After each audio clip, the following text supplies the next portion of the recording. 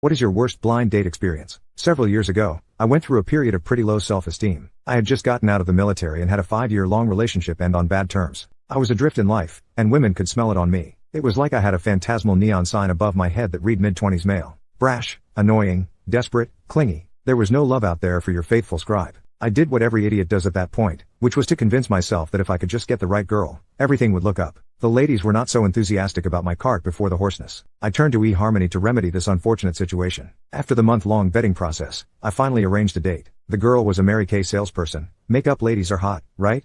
And seemed to be about where I was in life. I drove over to her apartment to take her to dinner, visions of meeting my future wife playing in my head. I just knew that this would be the one. We were going to become a team and pull each other out of our collective funks, building each other's self-esteem. Together, we were going to conquer the world. I pulled up outside her building. She didn't give me her actual apartment number for personal reasons, in the rain, and called her. After she said she was coming out, I began watching for her. I am a gentleman and always open the door for a lady, but I wanted to stay in my warm dry truck as long as possible. After several false alarms, I heard a knock on my passenger side door. My finely tuned jungle sense had somehow missed the future love of my life walking across the parking lot. I sprung into action, much chagrined. Had I messed up her first impression already? I hopped out, and went around to the passenger side door. The creature I beheld was nothing like the one that had danced in my mind on the trip over. There were no long, lean thighs. There was no feminine jawline, no perfect, but tastefully concealed, bosom pushing through a sheer, but tasteful, you see?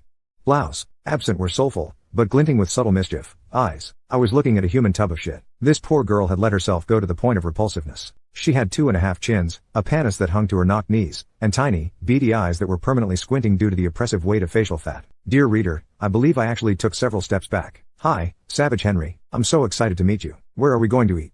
My mind raced. I had reservations at a 5-star restaurant. I was prepared to invest $300 or $400 on dinner with the vision in my head. There is no sense skimping on the woman who was to be my salvation, I had reasoned. But this? Hell no.